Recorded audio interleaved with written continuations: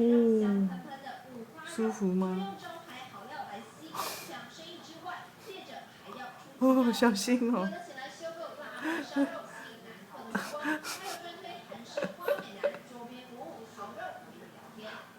晚上大概7、8点没办法的，因为大家都吃饭很热闹客嘛，所以。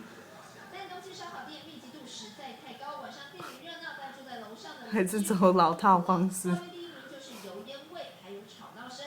烧烤业者想要好好做生意，和邻居和平共处，少不了要砸钱做大有还有烟管。哦，那很有效哎，耶耶，打歌了。好了，停喽。